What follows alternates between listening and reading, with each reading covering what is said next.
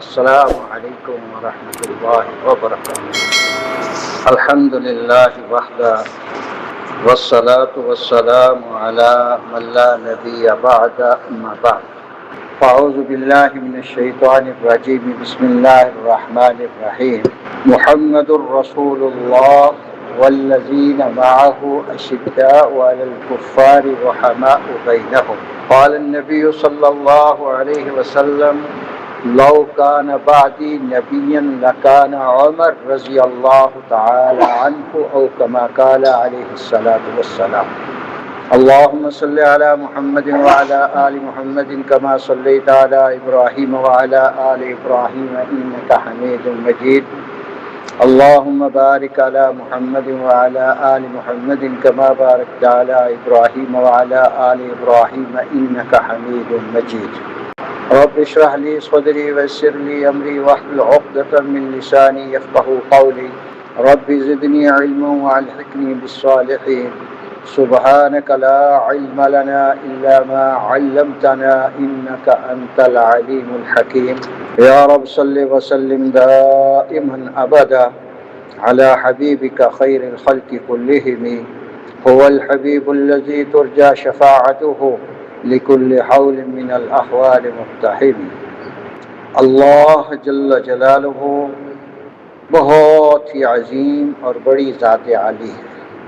اللہ کریم نے اس کائنات کے اندر ساری مخلوقات میں سب سے افضل مخلوق انسان بنایا، اور پھر انسانوں میں سب سے اشرف اعلیٰ انبیاء علیہ الصلاۃ والسلام، اور ان میں افضل ترین، جیسے اللہ قرآن میں فرماتے ہیں تلک الرسل فضلنا بعضهم علی بعض، بعض رسولوں کو ہم نے بعض رسولوں پر فضیلتیں عطا فرمائیں۔ سب سے زیادہ فضیلت، سب سے زیادہ عظمت سید دو عالم، رحمت کائنات، امام الانبیاء، خاتم المرسلین حضرت محمد رسول اللہ صلی اللہ علیہ وسلم کو اللہ نے عطا فرمایا۔ انبیاء علیہ الصلاۃ والسلام کے بعد روئے زمین پر جتنے بھی انسان ہیں، ان انسانوں میں سب سے اعلیٰ افضل نبی کریم صلی اللہ تعالی علیہ وآلہ وسلم کے صحابہ رضوان اللہ علیہ، اور ان تمام صحابہ میں جیسے کہ میں نے پچھلے جمعے میں عرض کیا، سیدنا علی المرتضیٰ رضی اللہ تعالی عنہ منبر مبارک پر تھے اور لوگوں سے فرمایا بتاؤں اس امت میں سب سے افضل ترین کون؟ صحابہ نے جو سامعین تھے عرض کیا ضرور ارشاد فرمائیں، تو ارشاد فرمایا سب سے افضل ترین اس امت میں ابو بکر صدیق رضی اللہ عنہ۔ پھر فرمایا ان کے بعد بتاؤں کون؟ تو لوگوں نے عرض کیا ضرور ارشاد فرمائیں، تو ارشاد فرمایا ان کے بعد سیدنا فاروق اعظم رضی اللہ تعالیٰ عنہ۔ پھر ارشاد فرمایا ان کے بعد بتاؤں؟ لوگوں نے عرض کیا ضرور، ارشاد فرمایا ان کے بعد سیدنا عثمان ذو النورین رضی اللہ تعالی عنہ، یہ فرماتے ہوئے منبر سے نیچے آتے۔ اور آج مجھے جو آپ کے سامنے معروضات پیش کرنی ہیں وہ ان تین شخصیات کے درمیان میں سیدنا عمر فاروق رضی اللہ عنہ ہے، کیونکہ عمر فاروق رضی اللہ عنہ وہ صحابہ میں عظیم ترین انسان ہیں، عظیم ترین صحابی رسول ہیں، جن کو اللہ کے نبی نے مانگا ہے، دعا کی ہے، اور اللہ کے نبی علیہ الصلاۃ والسلام نے یہ الفاظ ارشاد فرمائے اللہم اعز الاسلام بعمر بن الخطاب او بعمر بن حشام، اللہ اس اسلام کو عظمتیں، عزتیں، رفعتیں، بلندیاں عطا فرما عمر بن خطاب رضی اللہ عنہ کے ذریعے یا عمر بن حشام کے ذریعے۔ تو اللہ نے اس دعا کو عمر بن خطاب کے حق میں قبول فرمایا، اور اس سے ہمارے جتنے بھی بزرگ بڑے اولیاء اعظام وہ فرمایا کرتے تھے کہ جتنے صحابہ ہیں سب کے سب مرید رسول ہیں، اور عمر رضی اللہ تعالی عنہ مراد رسول ہیں۔ اور پھر یہ عمر رضی اللہ تعالی عنہ اتنے عظیم اور اتنے بڑے، اور اللہ رب العزت کے نبی علیہ الصلاۃ والسلام نے ایک موقع پر ارشاد فرمایا کہ دروازے پہ دیکھو کون ہے اور اس کو جنت کی بشارت سنا دو۔ جب دیکھا گیا تو دروازے پہ سیدنا ابوبکر رضی اللہ عنہ ان کو جنت کی بشارت سنائی۔ پھر دروازہ نوک ہوا، فرمایا دیکھو اور جو آنے والا ہے اس کو جنت کی بشارت بھی سناؤ اور اس کو شہادت کی خبر بھی دو۔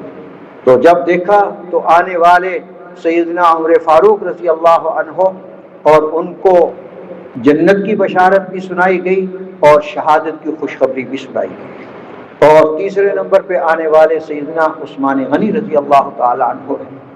تو بہرحال بہت ساری روایتوں میں ان اکابر اجلہ صحابہ رضوان اللہ علیہم اجمعین کے بارے میں بہت کچھ آتا ہے۔ سیدنا عمر فاروق رضی اللہ عنہ بھی اسلام کا نام و نشان نہیں تھا، نبی پاک صلی اللہ علیہ وسلم نے نبوت کا اعلان نہیں فرمایا تھا، اور عمر رضی اللہ عنہ کی عمر مبارک اس وقت 20 سال کے قریب ہو گئی، یا اس سے بھی شاید کم ہو۔ نوجوان تھے، بالکل جوانی کا عالم۔ وہ خود فرماتے ہیں کہ میں عرب کے قافلے کے ساتھ ایک مرتبہ موجودہ فلسطین مسجد اقصیٰ گیا۔ جب میں وہاں گیا تو جس مقصد کے لیے میں گیا تھا میرا کام نہ ہوا۔ میں نے اپنے قافلے والوں سے کہا کہ تم جاؤ، میں اپنا کام کر کے آؤں گا۔ اس میں کچھ واقعات ہیں، میں درمیان میں سے بہت اختصار کے ساتھ آپ کے سامنے رکھ رہا ہوں۔ تو جب عمر رضی اللہ عنہ نے یہ ارشاد فرمایا کہ تم جاؤ میں آ جاؤں گا، تو ایک دیوار کا سایہ تھا، اس دیوار کے سائے میں عمر رضی اللہ عنہ تشریف فرما ہوئے، اندر سے ایک آدمی آیا، اس نے آ کے عمر فاروق رضی اللہ تعالی عنہ سے درخواست کی کہ آپ اندر آ جائیں۔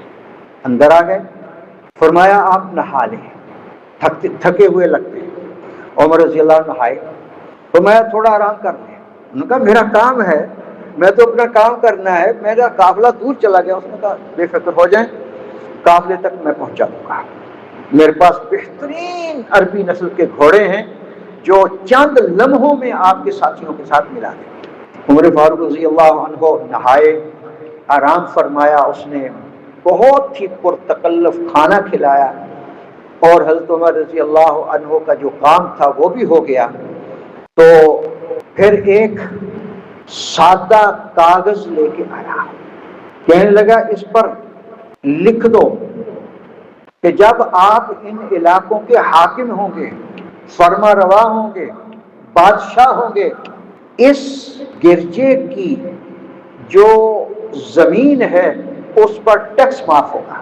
حضرت عمر رضی اللہ عنہ فرمانے کہ میرے تو خاندان میں کوئی ایسا آدمی نہیں گزرا، اور میرے ذہن کے حاشیے میں کبھی یہ بات آئی نہیں کہ میں بھی کبھی فرما روا بنوں گا، حکمران بنوں گا۔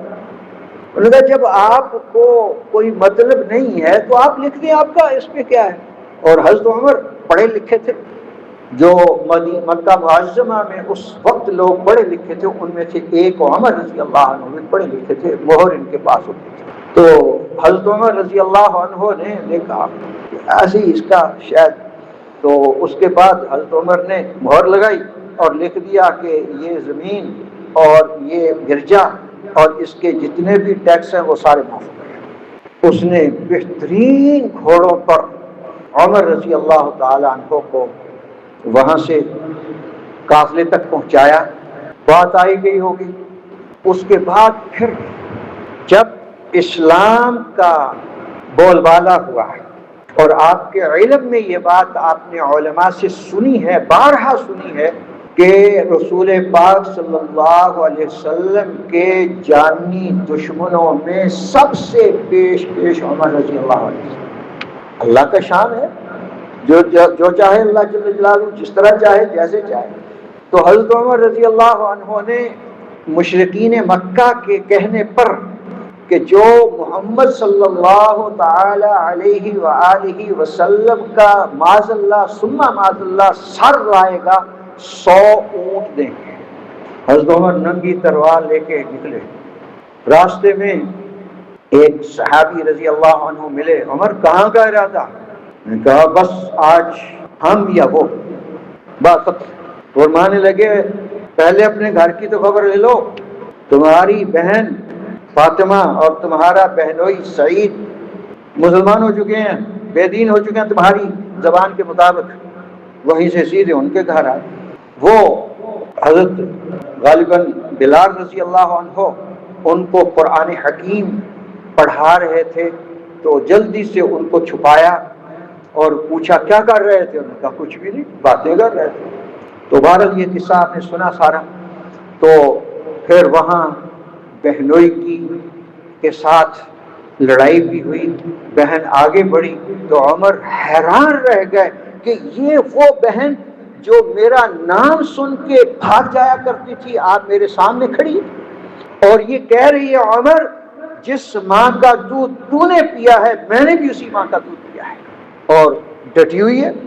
تو میں اچھا مجھے دکھاؤ کیا پڑھ رہے تھے، میں بھی تو ناپاک ہے، پہلے وضو کر، نہائے، نہانے کے بعد دو قسم کے روایتیں آتی ہیں کہ سورہ طٰہٰ کی آیات پڑھی یا اور قرآن حکیم کی آیات پڑھی، جس میں حضرت عمر رضی اللہ عنہ کے ذہن میں جتنے سوالات آتے گئے قرآن حکیم اس کے اگلی آیت میں اس کا جواب، پھر سوال آیا، اگلی آیت میں اس کا جواب، پھر سوال آیا، اگلی آیت میں اس کا جواب، سارے جوابات مجھے لے چلا۔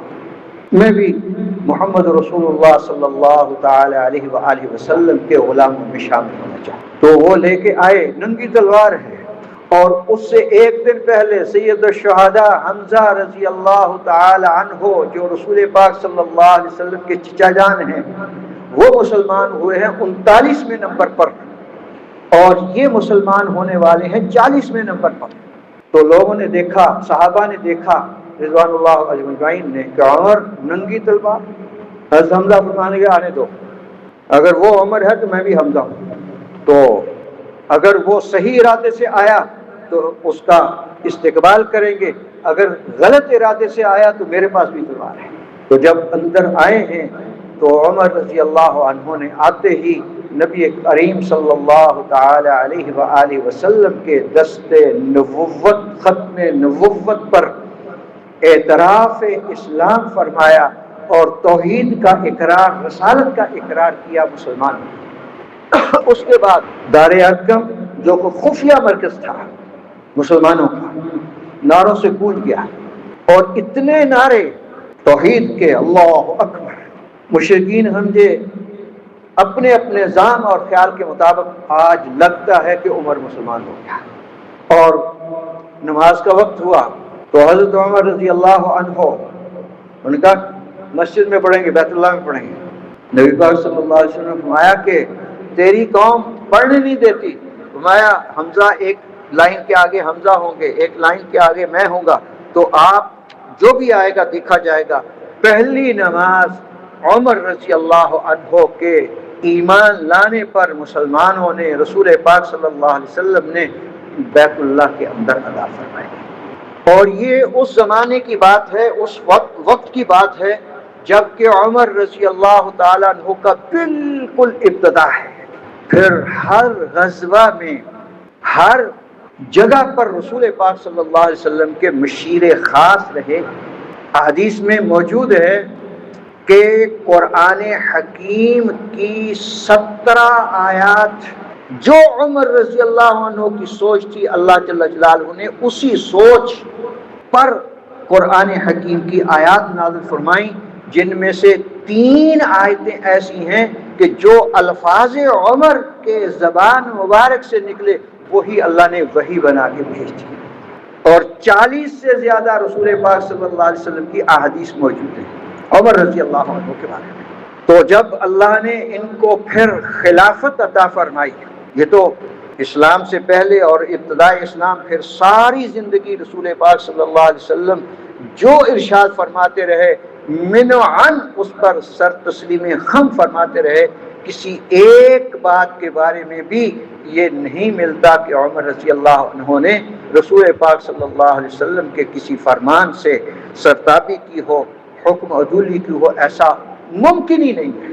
بلکہ یہ فرمایا لو کان بعدی نبی لکان عمر، میرے بعد اگر نبی ہونے ہوتے تو سیدنا عمر ہوتے، اور سیدنا عمر رضی اللہ تعالی عنہ کے بارے میں فرمایا لکل امت محدث، ہر امت میں ایک محدث ہوتا ہے۔ محدث کا مطلب یہ معنی یہ بنتا ہے کہ جس کی زبان پر اللہ حق کو جاری کرتا ہے۔ تو عمر رضی اللہ عنہ کی زبان پر اللہ نے حق کو جاری فرمایا، اور اتنا حق کو جاری فرمایا کہ جو سوچ، جو ذہن میں بات، اللہ اسی طرح، اسی انداز سے عمر رضی اللہ عنہ کی تصویب بھی فرماتے تھے، اور ان کی نہ صرف تصویب بلکہ ان کو سراہتے بھی تھے کہ عمر ٹھیک کہتا ہے۔ جیسے ایک عرض کر کے پھر آگے چلتا ہوں، قرآن حکیم میں موجود ہے غزوہ بدر میں، غزوہ بدر کے موقع پر جب 70 قیدی رسول پاک صلی اللہ علیہ وسلم کے قید میں مشورہ ہوا، پوچھا کیا کریں، سب نے مشورہ دیا۔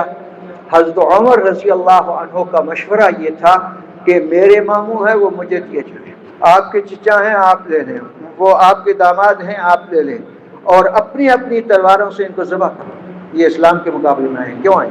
لیکن رسول پاک صلی اللہ تعالی علیہ وآلہ وسلم نے حضرت صدیق اکبر رضی اللہ عنہ کی رائے مبارک کے مطابق فیصلہ فرمایا۔ اللہ قرآن میں ارشاد فرماتا ما کان للنبی ان یکون له اسرى حتى یسخن فی الارض، کسی نبی کے لیے مناسب نہیں ہے کہ جب اس کو قیدی مل جائیں وہ زمین میں ان قیدیوں کا خون نہ بہائے، لیکن اللہ نے تمہیں معاف فرما دیا کیونکہ یہ اللہ کی طرف سے لکھا جا چکا تھا کہ ایسے ہوگا۔ لیکن عمر کی رائے سب سے زیادہ فائق تھی، سب سے زیادہ صحیح تھی، جو عمر فرماتے تھے وہی تھی۔ اللہ نے بھی نبی پاک صلی اللہ علیہ وسلم سے یہ فرمایا کہ عمر ٹھیک ہے، ہر جگہ عمر رضی اللہ عنہ، اسی لیے فرمایا لکل امت محدث، ہر امت میں ایک محدث ہوا کرتا ہے۔ پھر اس کے بعد جب اللہ نے ان کو حکومت خلافت عطا فرمائی، ان کے خلافت کے زمانے میں ہمارے ایم اے کے لیول پر ایک کتاب ڈاکٹر سید محمد امین مصری رحمہ اللہ کی 3 جلدوں میں لکھی ہوئی طریقۃ جدیدۃ فی تعلیم العربیہ، اس کے اندر 10 نمبر 18 ہے، الدرس ثامن عشر، 18واں درس ہے، اس میں یہ واقعہ لکھا ہے کہ کیسر روم نے اپنا ایک نمائندہ بھیجا کہ جاؤ عمر رضی اللہ عنہ کے بارے میں دیکھ کے آؤ کہ وہ جس سے ہم سارے ڈرتے ہیں وہ ہے کیا، ان کی حیثیت کیا ہے، ان کی شان کیا ہے، ان کی رعب اور دبدبہ یہ کس بنا پہ ہے۔ جب کیسر روم کا نمائندہ مدینہ طیبہ میں پہنچا ہے تو اس نے آ کے ایک جملہ بولا ہے این ملککم، تمہارے بادشاہ کہاں ہیں؟ صحابہ نے عرض کیا لیس لنا ملکن، ہمارا کوئی بادشاہ نہیں ہے، ولنا امیر، ہمارے تو امیر ہے۔ کہاں ہیں؟ تمہیں خارج المدینہ، مدینہ سے باہر نکل جاؤ۔ دیکھو تو دیکھا کہ حضرت عمر رضی اللہ عنہ دھوپ میں، جو ہاتھ میں ایک چھوٹا سا درہ تھا وہ تکیہ بنایا ہوا ہے، دھوپ پڑ رہی ہے اور پسینہ ماتھے سے زمین کو تر کر رہا ہے، اور حضرت عمر سو رہے ہیں۔ دیکھ کے کہنے لگا عدلتا امنتا فنمتا، عمر تو نے دنیا میں عدل کیا ہے اس لیے امن کے ساتھ سو رہا ہے، عدل کیا ہے اس لیے امن کے ساتھ میٹھی نیند دھوپ کے اندر سو رہا ہے۔ اور لفظ یہ بھی اس میں لکھے ہوئے ہیں بلل عرق، جو پسینہ تھا وہ زمین کو تر کر رہا تھا۔ تو پھر کہنے لگا یہ وہ شخصیت جو اتنا بڑا عادل، اتنا بڑا آدمی کہ ان کے عدل کی وجہ سے ہم وہاں ٹھہرتے ہیں، وہاں تھراتے ہیں، وہاں ڈرتے ہیں، اور یہ عدل کیا ہوا تھا، کوئی پروٹوکول نہیں ہے، کوئی کسی قسم کا پہرا نہیں ہے، دھوپ میں اکیلا آدمی سو رہا ہے اور میٹھی نیند سو رہا ہے۔ یہ تو اس وقت دور خلافت کی بات ہے۔ موجودہ دور میں، اس موجودہ دور میں مستشرقین کا نام آپ نے سنا ہوگا۔ مستشرق کہتے ہیں وہ انسان جو اسلام کے بارے میں اسلام کی بےخونی کے لیے، اسلام کو بدنام کرنے کے لیے اسلام کے اندر سے کیڑے نکالتے ہیں، تو وہ کس انداز سے اس دور کے جو مستشرق گزرے ہیں قریب کے زمانے میں، ان میں ایک مستشرق کا نام ہے مائیکل ہارٹ۔ اس نے ایک کتاب لکھی ہے The 100۔ وہ اپنی اس کتاب میں 100 ایسے دانشور جن کے بارے میں وہ لکھتا ہے کہ یہ اتنے عظیم آدمی ہوئے ہیں کہ ان جیسا عظمت والا، عزت والا کوئی آدمی نہیں۔ اس میں مائیکل ہارٹ نے سب سے پہلے نمبر پر جس عظیم ہستی کو رکھا ہے وہ سید دو عالم رحمت کائنات صلی اللہ علیہ وسلم، اور اس کے تیسرے یا چوتھے نمبر پر سیدنا عمر رضی اللہ تعالیٰ عنہ کو جگہ دی ہے، اور ان کے بارے میں لکھا ہے کہ یہ وہ عظیم ہستی ہے جن کی وجہ سے اسلام 10 سالوں کے اندر اتنی دور تک پھیلتا چلا گیا کہ 22 لاکھ مربع میل پر اسلام کا رعب دبدبا اور اسلام کی حکومت، اور کتنی عظیم حکومت 22 لاکھ مربع میل پر، کہ ایک پانی کے گھاٹ پر جہاں بھیڑیں بکریاں پانی پی رہی ہیں ان کے ساتھ بھیڑیے بھی پانی پی رہے ہیں، اور اتنا عدل و انصاف ہے کہ کوئی بھیڑیا کسی بھیڑ یا بکری کو کچھ نہیں کرتا۔ یہ اتنے عظیم آدمی۔ پھر اسی طرح گبن ایک مستشرق گزرا ہے، اس نے سیدنا عمر رضی اللہ تعالیٰ عنہ کی سادگی کا تذکرہ کیا ہے کہ عمر رضی اللہ عنہ کتنے سادہ تھے، خوراک کے اندر، لباس کے اندر، ہر معاملے میں اتنے سادہ۔ تو اس نے اپنے باوجود مستشرق ہونے کے باوجود یہ کہ مسلمانوں کے خلاف کوئی بات کرے، اس نے لکھا ہے، گبن نے لکھا ہے، یہ بات لکھی ہے کہ اتنے سادہ تھے کہ برسر ممبر ایک دیہاتی کھڑا ہو کے یہ بات کہتا ہے کہ عمر ہمیں بھی ایک ایک مال غنیمت میں چادر ملی، دور حکومت بھی عمر رضی اللہ عنہ کا، خلافت بھی عمر رضی اللہ عنہ کی، ہماری تو قمیض نہیں بنی، تیری قمیض کیسے بن گئی؟ پہلے اس کا جواب دو، اس کے بعد خود بن۔ عمر رضی اللہ عنہ فرمانے لگے ٹھیک ہے آپ کی بات کہ میری قمیض، آپ کی قمیض نہیں بنی، میری قمیض بنی ہے، کیوں بنی ہے اس کا جواب میرا بیٹا عبداللہ دے گا۔ حضرت عبداللہ بن عمر رضی اللہ عنہ نے اٹھ کے کھڑے ہو کے عرض کیا کہ مجھے بھی ایک قمیض ملی تھی، میں نے اپنے ابا کو ہبہ کر دی، ابا کی قمیض بن گئی۔ اس کے بعد فرمایا اب خود پر۔ آج کا کوئی حکمران تو حکمران مولوی کوئی میرے بارے میں بات کہے میں سیکھتا ہوتا ہوں کہ نہیں ہوتا، تو حکمران تو بہت دور، اور یہ حکمران ایسا فرما روا ایسا کہ غیر مسلم بھی اعتراف کیے بغیر نہیں رہ سکتے۔ اور اسی طرح ولیم میور ایک مستشرق ہے، اس نے دی لائف آف عمر کے نام پر ایک کتاب لکھی، عمر رضی اللہ عنہ کی لائف، زندگی کیسی ہے۔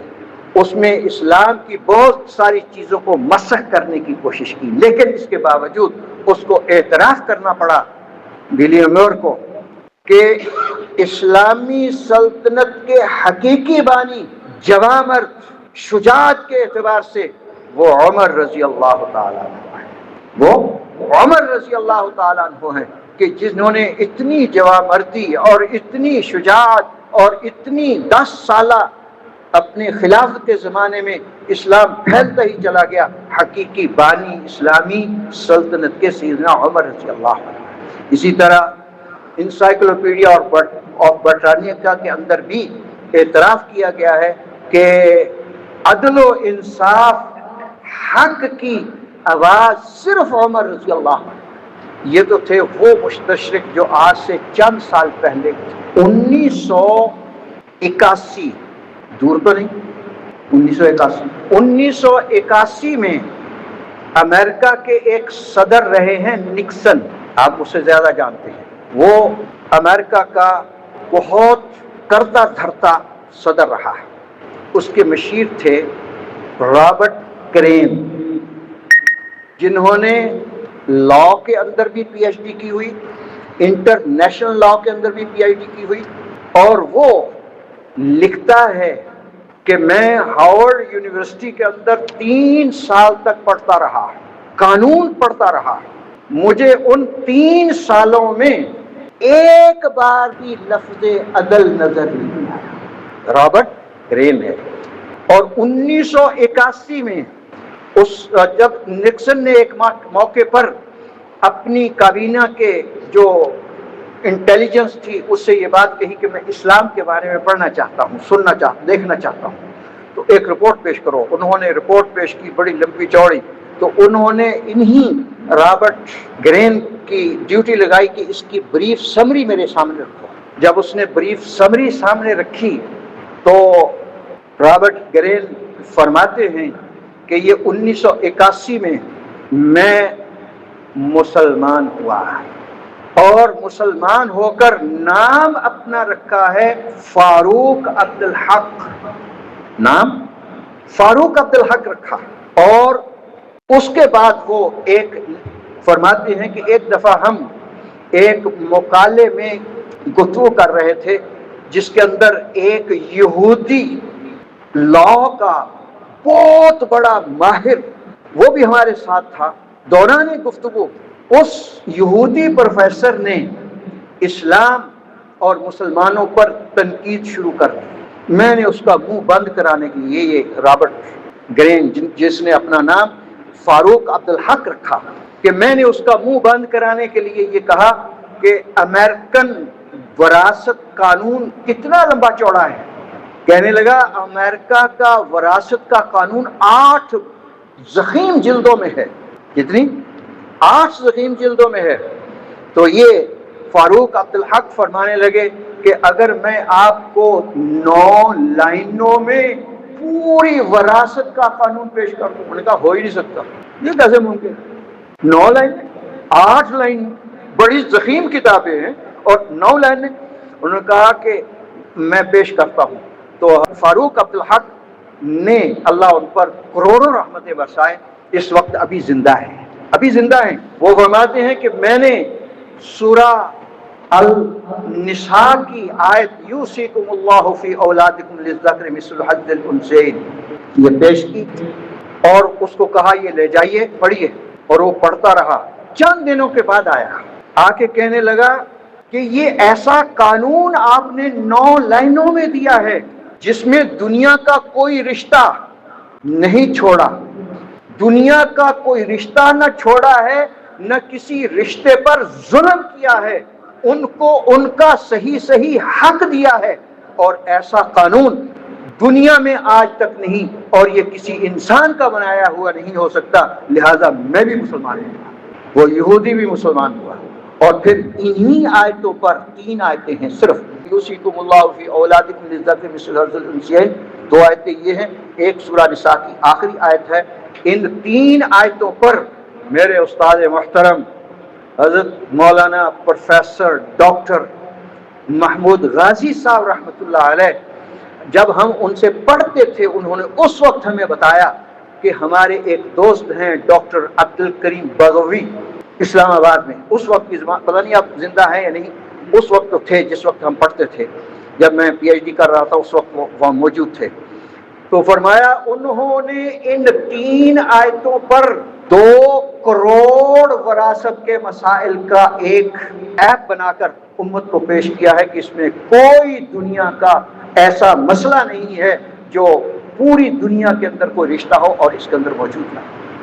چنانچہ فاروق عبدالحق اس وقت ان کی عمر 91 برس کی ہے اور وہ امریکہ کے اندر زندہ موجود ہیں، اور وہ کہہ رہے ہیں کہ میں نے پوری دنیا میں اگر کہیں عدل کا لفظ دیکھا ہے، انصاف کا لفظ دیکھا ہے یا امام عدل دیکھا ہے تو وہ عمر فاروق رضی اللہ عنہ ہے، وہ عمر فاروق رضی اللہ عنہ ہے۔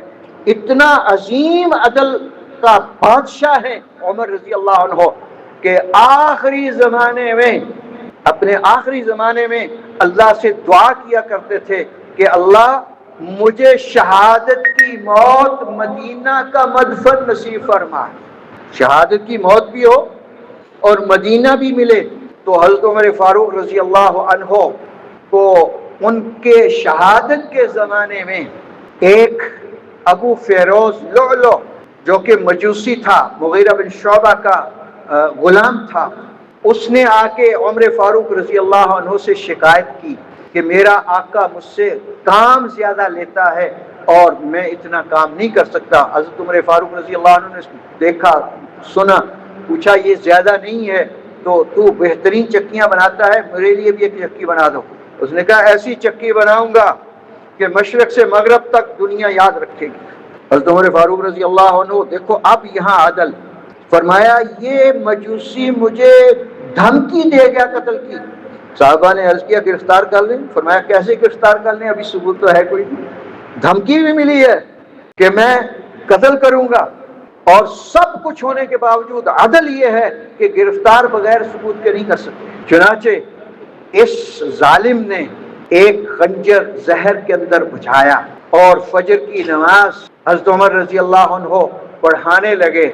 تو اب وہاں دیکھو، وہاں بھی کتنا عدل ہو رہا ہے، بالکل عین موت و حیات کی کشمکش کے اندر موجود ہیں، وہاں بھی عدل و انصاف فرما رہے ہیں کہ جب اس ظالم نے، حضرت عمر رضی اللہ عنہ نے فجر کی نماز شروع فرمائی تو اس نے خنجر سے وار کیے، حضرت عمر رضی اللہ عنہ جانبر نہ ہوئے۔ اسی وقت حضرت عبد الرحمن ابن عوف رضی اللہ عنہ کا دست مبارک پکڑ کر مصلی پہ کھڑا کیا کہ نماز پڑھا دو۔ اتنی اہمیت ہے، اتنی عظمت ہے نماز کی کہ اپنی زندگی کی پرواہ نہیں کہ میں مر رہا ہوں، نماز نہ مسلمانوں کی خراب ہو۔ حضرت عمر رضی اللہ عنہ نے عبد الرحمن بن عوف پکڑ کے آگے کیا۔ حضرت عبد الرحمن بن عوف رضی اللہ عنہ جو عشرہ مبشرہ میں سے ہیں، انہوں نے بہت ہی مختصر نماز پڑھائی، اور یہ ظالم جاتے جاتے 17 صحابہ اور بھی شہید ہوئے، زخمی بھی ہوئے۔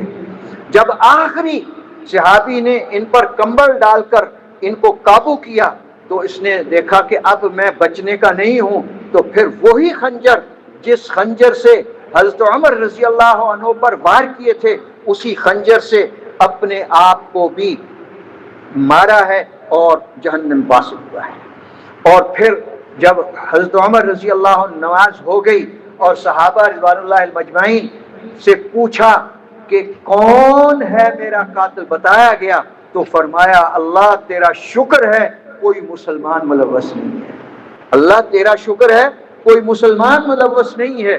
اس وقت بھی عمر رضی اللہ عنہ کو یہ فکر کہ کوئی مسلمان میرے شہادت میں، میرے قتل میں ملوث نہ ہو جائے۔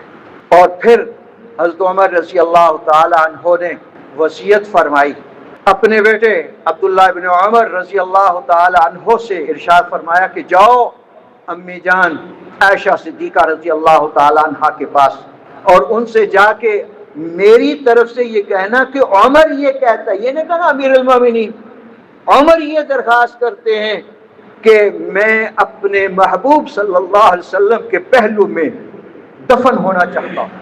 اماں جی رضی اللہ تعالی عنہ نے بچشمے خود آنسو سے لبریز اجازت فرمائی اور آ کے عبداللہ ابن عمر رضی اللہ عنہ نے اپنے والد محترم سیدنا عمر رضی اللہ عنہ سے عرض کیا کہ حضرت ابا جان اماں جی نے اجازت دے دی ہے۔ فرمایا ٹھیک ہے، ابھی تو میں ہوں، ہوش ہے مجھے تھوڑا سا، زندہ ہوں، جب میں مر جاؤں دوبارہ پھر جانا۔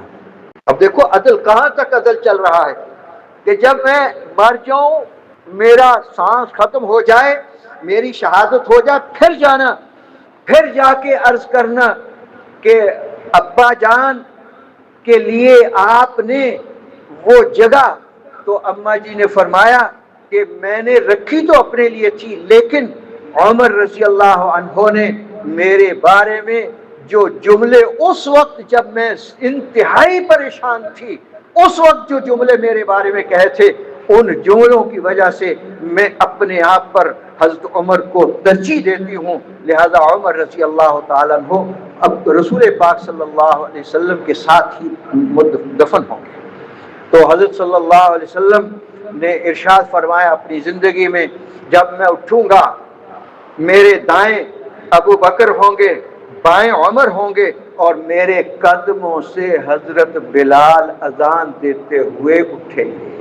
حضرت بلال کی قبر کہاں ہے؟ میں نے کئی دفعہ بتایا ہے، شام دمشق کے اندر ہے، لیکن اللہ کا نظام اندر ہی اندر، اللہ کا نظام ہے، وہ جیسے چاہے جس طرح چاہے، اللہ کے نظام کو کوئی بدل نہیں سکتا، اللہ کے نظام کو کوئی بدل نہیں سکتا۔ وہ جہاں بھی کوئی فوت ہوتا ہے، مرتا ہے، اب وقت نہیں ہے، میں ورنہ آپ کو بتاتا کہ جن لوگوں نے ہمارے حضرت جی حضرت صوفی محمد اقبال صاحب نور اللہ مرکزہ، جس زمانے میں مدینہ منورہ کے اندر مسجد نور، جہاں اس وقت رسول پاک صلی اللہ علیہ وسلم کے قدمین شریفین اور جنت البقیع کے درمیان کا علاقہ، یہاں مسجد نور ہوا کرتی تھی، جنہوں نے دیکھا وہ تو سمجھے گا کہاں ہے۔ تو وہاں عجیب و غریب منظر رات کو دیکھا کرتے تھے کہ جنت البقیع سے لاشیں اڑ رہی ہیں، باہر جا رہی ہیں اور باہر سے آ رہی ہیں، اور کیا ہو رہا ہے؟ یہ اللہ کا نظام ہے، یہ اللہ کا نظام ہے۔